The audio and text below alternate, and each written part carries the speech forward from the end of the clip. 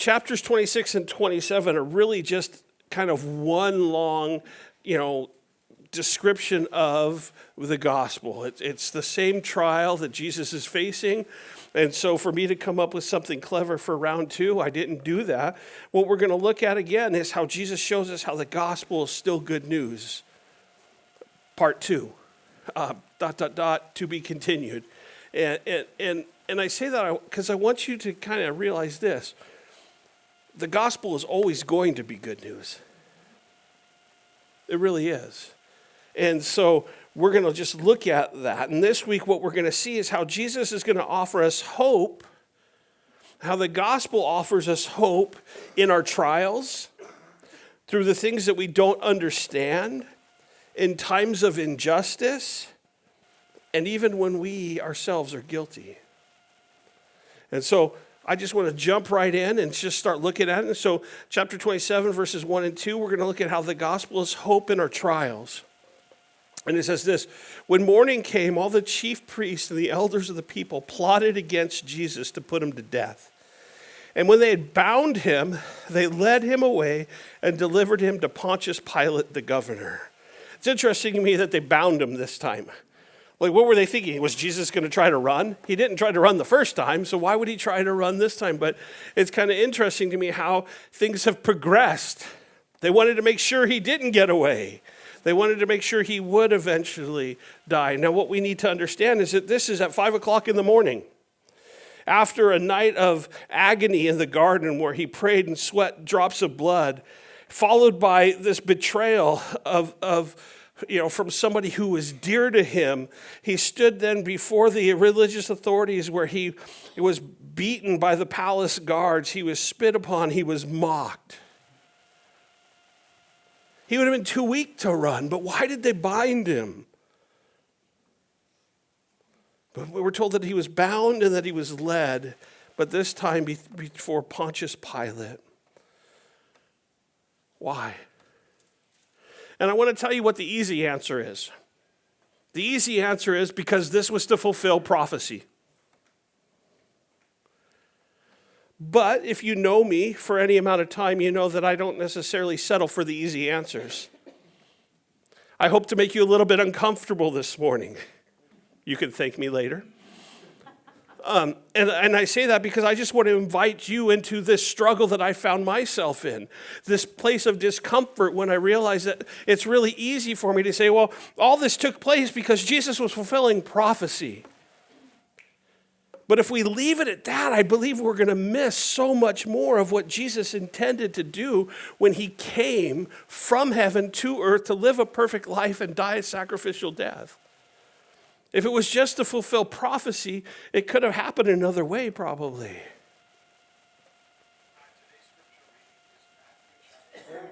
Well, look at that. I'm even talking through devices now. Is that really what I sound like? I'm sorry.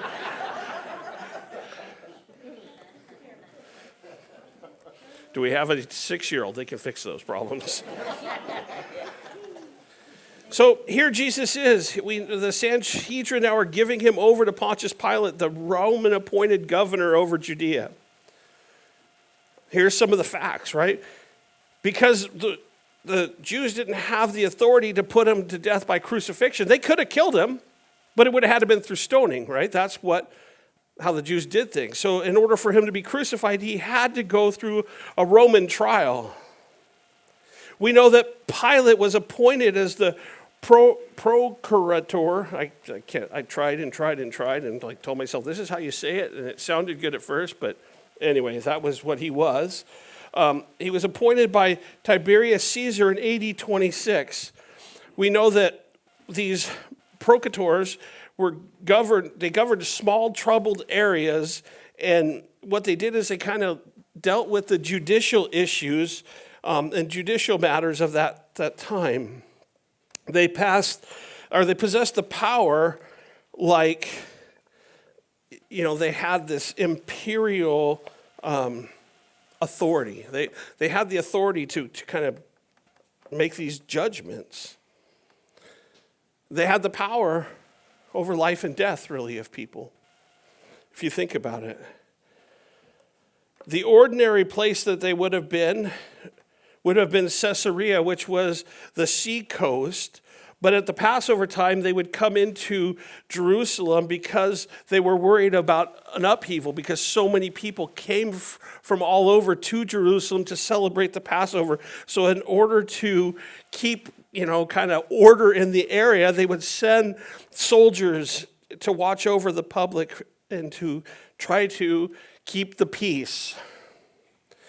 We know a few things about Pilate.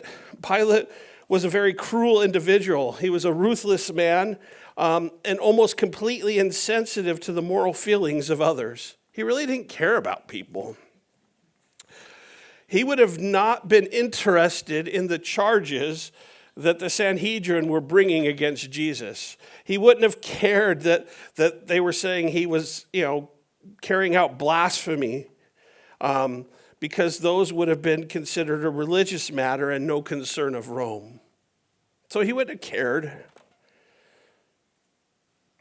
But yet, here the chief priests and the elders bring Jesus bound to Pilate with 3 false accusations trying to stir him up. The 3 things was that Jesus was a revolutionary. He was going to, revolt against Rome. That he incited the people to not pay their taxes, which would have really got Rome. And that he claimed to be a king that opposed Caesar. And you could read about that in Luke chapter 23. But here what we see is that Jesus was led to an unlawful trial that would lead to his death and his resurrection. And guys, that's our hope. You see, he wasn't just going to stand before Pontius to fulfill prophecy. He wasn't just going to the cross to fulfill prophecy. He went to the cross. All these things took place to offer us hope and salvation. That's the gospel. And here what we see is that the gospel gives us hope. Why? Because it strengthens us and leads us through life's trials, which is exactly what Jesus was associating himself with here, with trials. He was in the middle of a trials. You see, Jesus didn't just want to fulfill prophecy, but he wants you to know that he did all this because he wants to associate himself with your trials. Because all that he did for you. Because he did it all because he loves you. Do you see what you miss if this is just simply the fulfillment of the prophecy? You miss that the prophecy said, before it happened, that God loves you. That he knows what you're going through. He's experienced the same trials that you did. And the Bible says that yet without sin, so that you would know that you are not alone in your trials. So what do your trials look like today? Do you feel like you're bound? Do you feel like you've lost hope? Know this, Jesus is saying, today I want you to know, I understand everything that you're going through. And today I believe that what he wants to do is set you free from those trials. In verses 3 through 10, what we're going to see is that the gospel is hope with even what we don't understand. Got a question. I'm going to take a quick survey. By raising of your hands, how many of you understand everything completely in the Bible? Okay, everybody look around. Nobody is raising their hands. There are things that we just don't understand. But yet the gospel gives us hope on how to deal with these things that we don't. And again, if all that took place was just so that Jesus could check off a box, I fulfilled prophecy, we miss it. Verse 3, then Judas, his betrayer, seeing that he had been condemned, was remorseful and brought back the 30 pieces of silver to the chief priests and the elders, saying, I have sinned by betraying innocent blood. And they said, what is that to us? You see to it. Then he threw down the pieces of silver in the temple and departed and went and hanged himself. Now, I do need to say that I understand that this passage could be very sensitive to some of you, because some of you have known people that have taken their life. And I just want to tell you that I'm sorry for the pain that you felt. I know that the pain is very real, and I know that it hurts, and I know that you have probably more questions than you have answers to. You probably want to know why, and you may never know that answer. You may want to know, why did God allow that to happen? And you may never know that answer. But what we're going to see is that the gospel is still hope. This section, I have to be honest with you, it bothers me. And here's why. It bothers me not because God preserved it. It bothers me because the way that we handle it. And what I mean is this: if we are honest, there is so much about this passage that we just don't understand. It leaves us with more questions. And often what happens in our mishandling of it is we begin to take a passage like this and we overemphasize what we do understand. When you think about it, you look at Judas's life. What do we do? We want to know, is Judas going to be in heaven? Is taking your own life the unforgivable sin? We have to look at these things and we have to say, well, wait a minute. My question is, what are we going to emphasize at this moment? And I want to tell you this: if you just simply overemphasize what you do understand, that has got to be the most insensitive thing that we could do. Now, what I'm not saying is we can overlook the facts. We can't do that. But still, what we need to do is we need to temper the facts with the compassion, and we at least need to acknowledge that there are things that we don't understand, and especially when it comes to Christians. Every one of you have already said this: you don't understand everything in the Bible. We need to allow the gospel space to minister hope to people with the things and in the middle of things that we just don't understand. We got to give the gospel an opportunity to work.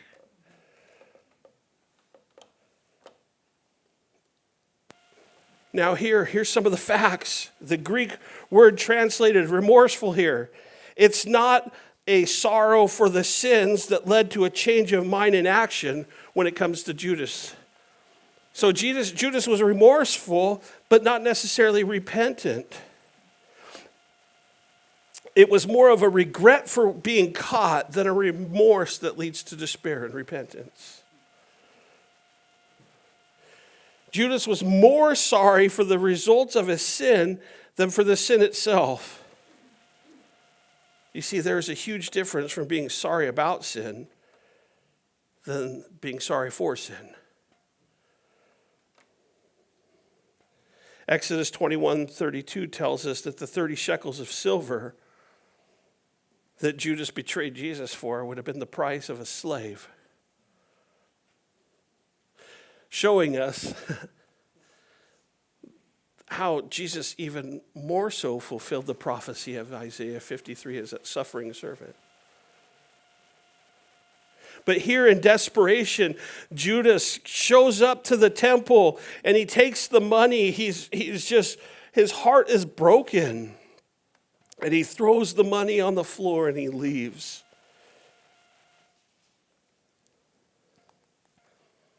And then in despair, he took his life.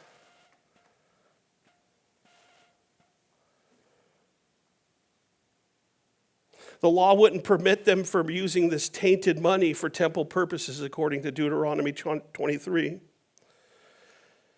which shows us that these religious leaders, they were careful to observe the law, all the while they were guilty of breaking it. Deuteronomy 19:16 through 19 says that if a man bears false witness and someone suffers because of it, of his lie, that the false witness must share the same fate as the one to whom he lied about. And you could play that one out to its natural conclusion as to why we read about Judas, what he did. Those are a few of the facts that we know. But what is it that we don't know? What is it that God wants us to take from here? Again, I've already asked the question, will Judas be in heaven? And I don't want us to be insensitive here. But before we jump to conclusions, before we jump from fact to fact, let me frame this question another way.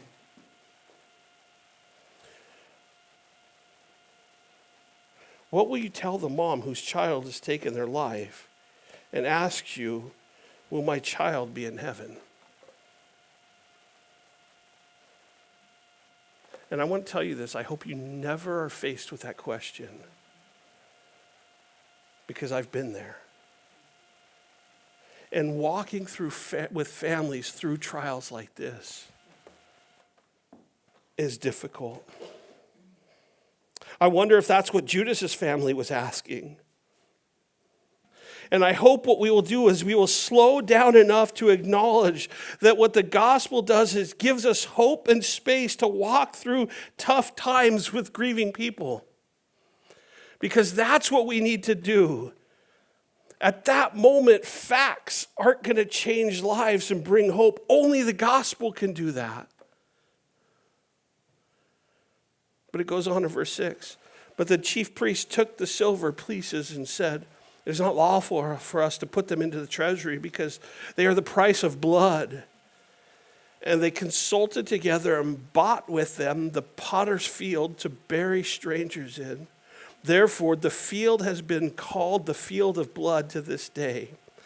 Then was fulfilled what was spoken by Jeremiah the prophet, saying, and they took the 30 pieces of silver, the value of him who was prized, whom they of the children of Israel prized, and gave them for the potter's field as the Lord directed.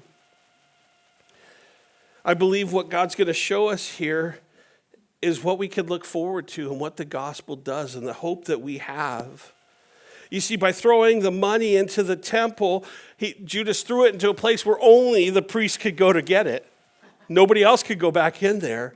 And so what Judas was simply saying to them, you guys also are guilty of what's about to take place. The hypocrisy of the chief priest was on full display. They didn't want to defile themselves with the price of the blood money, even though it was the price that they themselves paid. The treasury was probably the place and the original source from where that money originated from. They probably took the money out of the treasury to give to Judas to betray Jesus. So it would make sense for that to be the natural place for the money to go. But it was blood money, which made it unclean. And it purchased a burial place, which would have been an unclean place. And the chief priest thought that that was the only suitable use for that money. And this is just so much like Jesus. We could look at this and we could say, oh, poor Jesus. And I'm not saying we shouldn't sympathize, but let's look at what he did. What's a potter's field? A potter's field was this. It was the field in which, if a potter was making his pottery and it was cracked or broken or found unvaluable and unuseful, they would take that pottery, throw it in the field next to their workshop was, and it would just begin to accumulate over time. And so you could walk by this field day in and day out, see broken pottery, broken shards of whatever they made it with. And you could look at it and say, well, that's good for nothing, because that's the truth. It was a place that was good for nothing, where marred vessels would collect. And because nothing was able to grow, it was good for nothing other than to become a cemetery. It was a cemetery for strangers and travelers who had no other place to be buried.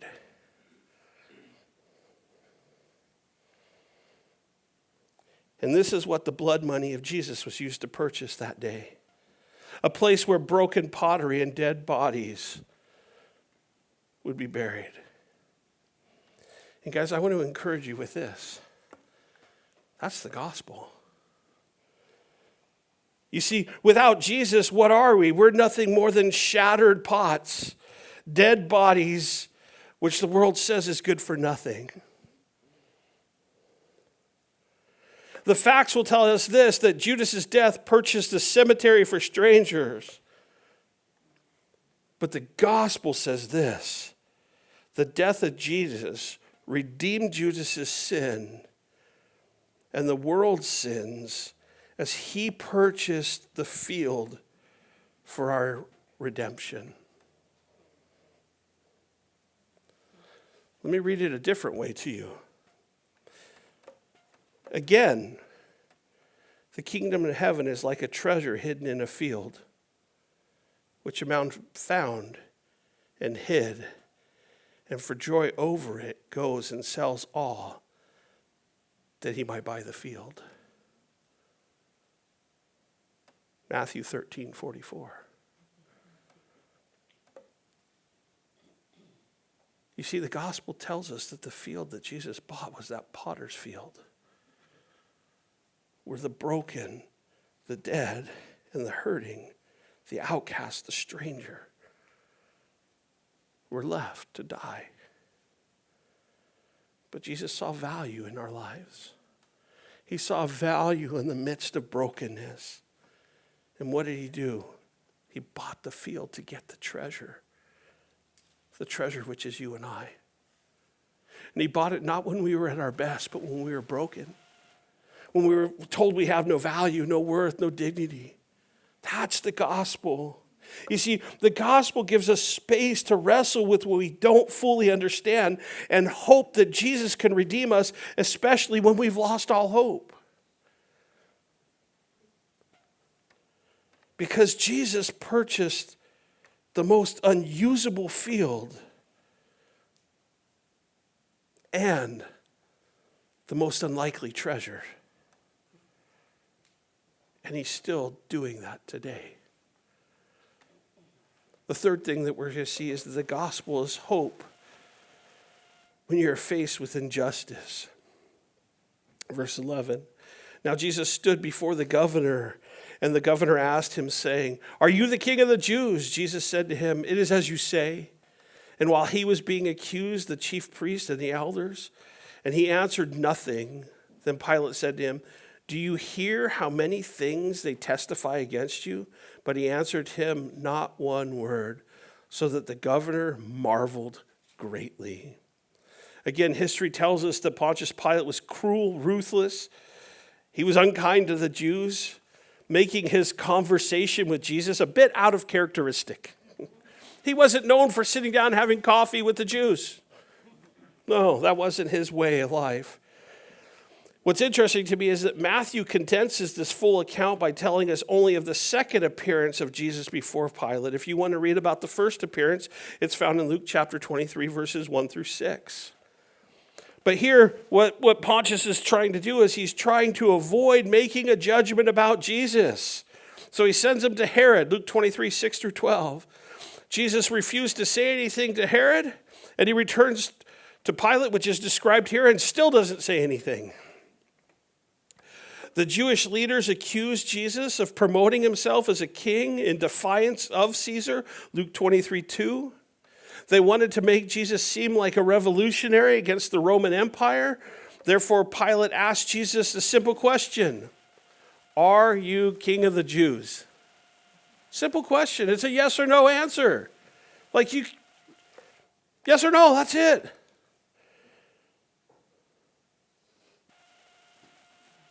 But he didn't answer anything. With no defense, with no miracles to save his life, Jesus gave him the same replies as he gave the high priest in Matthew 26:64. Showing us that, sometimes there's a time for us to defend ourselves, but those times are pretty rare. One of the things that I've found is that usually when I defend myself, I get myself in deeper trouble. I'm finding that when I rise up to defend myself, I'd probably be a lot better off if I just kept silent and trusted that God was going to defend me. But this is the hope that the gospel gives us. The hope is this, that we could stand silent before our accusers, that when injustice is going on all around us, that Jesus himself will come to our defense, giving us the ability to stand firm on the foundation that Jesus laid as he stood face to face with injustice. Jesus could have blown the accusers away. He could have called fire from heaven. He could have done anything to defend himself. He could have come up with some brilliant legal defense, but he said nothing. Said nothing. Maybe this week you've been face to face with accusations or slander, things that are just tearing you down, making you want to give up. Know this, that the biggest problem of defending yourself is that you'll never be able to stop. And it's tiresome.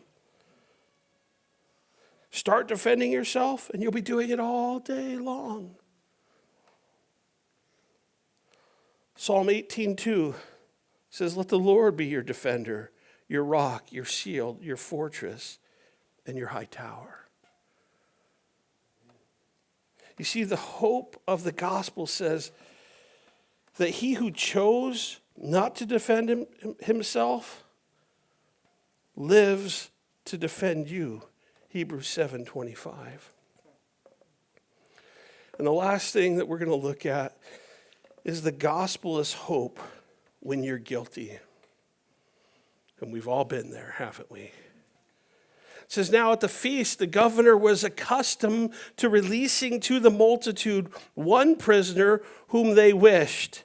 And at that time, they had a notorious prisoner called Barabbas. Therefore, when they had gathered together, Pilate said to them, 'Whom do you want me to release to you, Barabbas or Jesus, who is called the Christ?' For he knew that they had handed him over because of envy.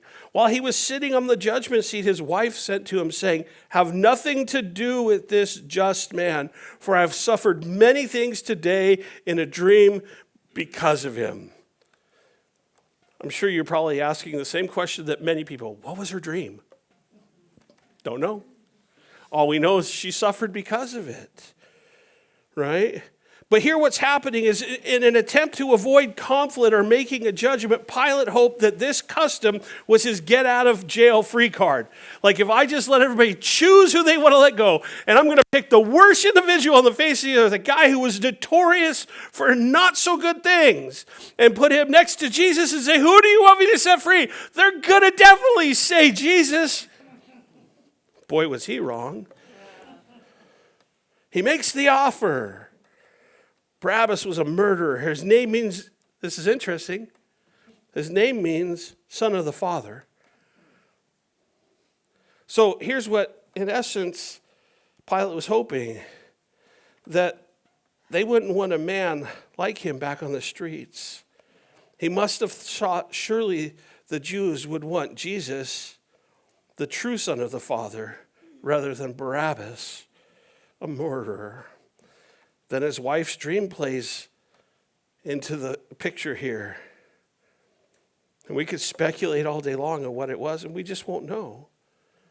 But what we do know is that this dream shook her to the core, making even more of a reason for Pilate to set Jesus free.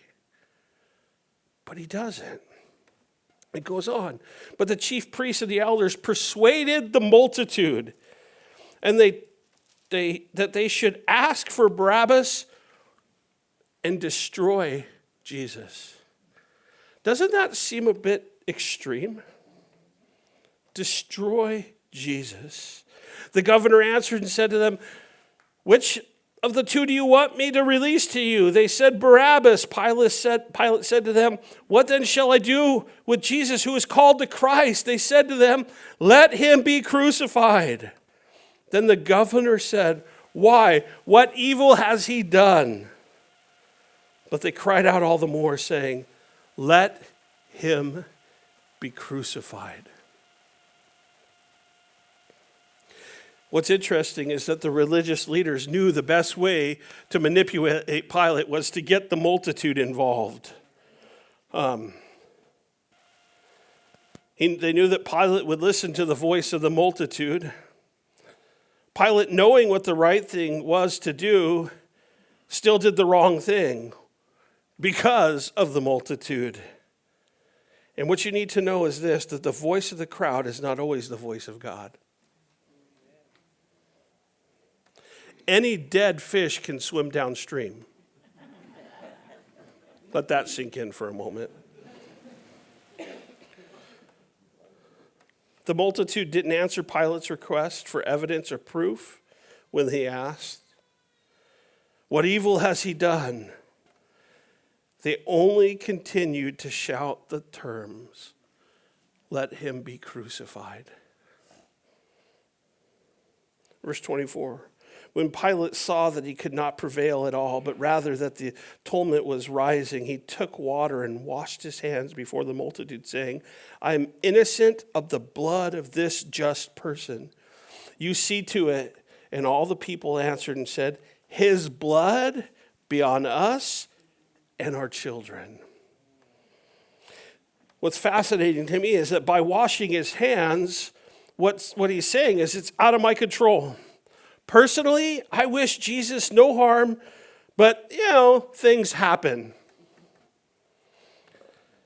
Pilate, who was at odds with the Jews, now followed the Jewish practice found in Deuteronomy 21.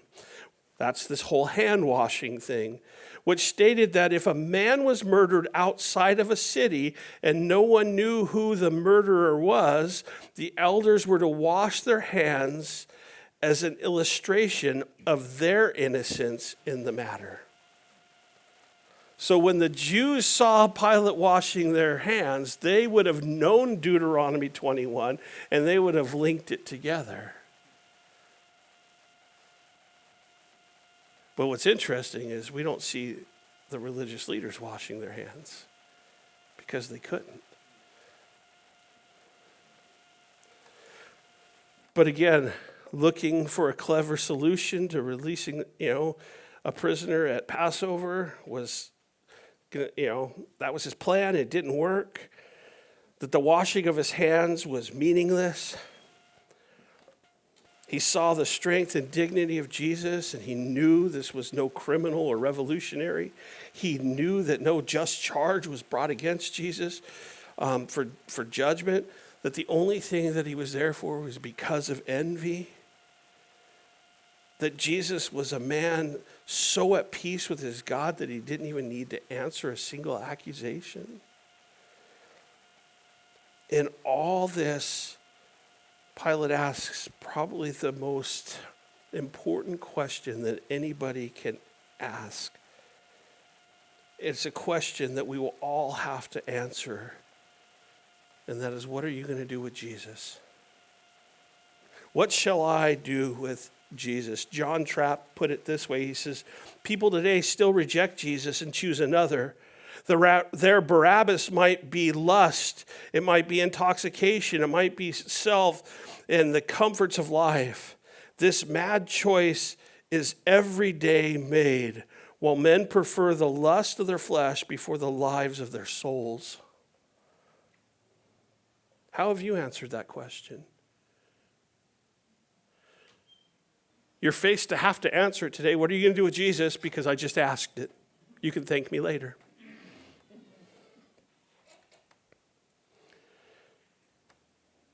But before we go to that, I want you to think with me for a moment. Do you think there was anybody who knew what it meant that Jesus died in their place, like Barabbas? Imagine this. You're sitting in a dark prison cell. You have a little window. And you can't hear everything that's going on outside, but you know there's some commotion going on. You can't hear Pilate asking the crowd, who do you want me to set free, Barabbas or Jesus? And all of a sudden, what do you hear? Barabbas! You're like, wait a minute, that's my name. And you hear this commotion, and you hear that things are still going on, and yet then it kind of comes down to, they're like, well, what do you want me to do with Jesus? Again, the last thing you heard was Barabbas, and then the next thing you hear is, crucify him. Oh no. It's going to happen. Today is my day. I guarantee you he heard that crowd roar that.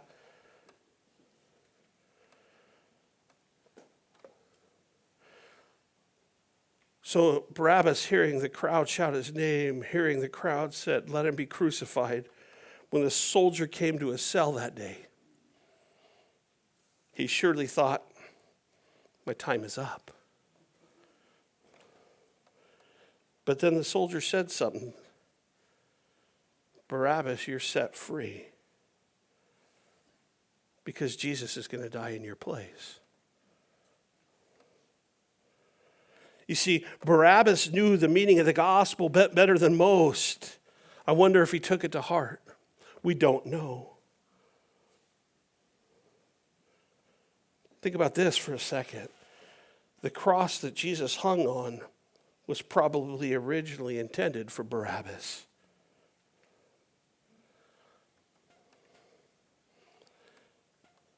But because the gospel was and is at work, when we are guilty, what we see is this.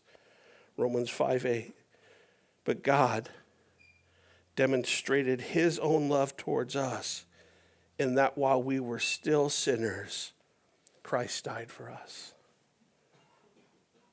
Giving us the ability to stand in the face of injustice, to be strengthened, to trust Jesus with the things that we don't understand.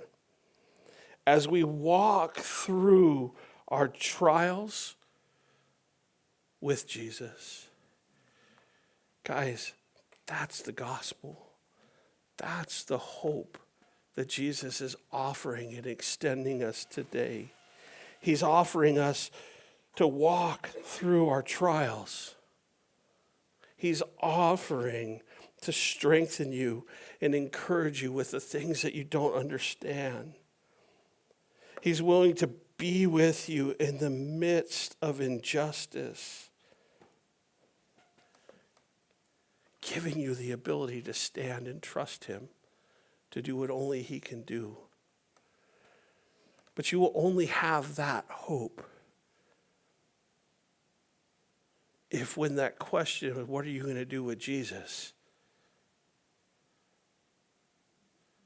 to choose this day whom you will serve, as you say, I choose Jesus, not to be set free, but to set you free so that you could walk with him, so that he could walk with you, so that you would have hope in this messed up world. Guys, this world's broken.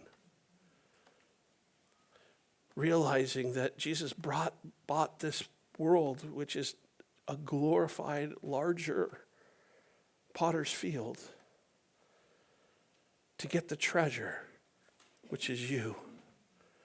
A lot of people will say, well, Jesus is the treasure. You need to sell everything to get Jesus. No, that's not the story. The story is Jesus sees you as the treasure. He was willing to go through everything, not just to fulfill prophecy, but to associate himself with your hurts, your pains, your sorrows, your grief, so that you would know that you're not alone, but that you are loved, and that he says there's great value in your life. So today, who are you going to choose? Are you going to choose Jesus? Or are you going to choose to hold on to all these other things that simply let you down? Choice is yours. What's it going to be?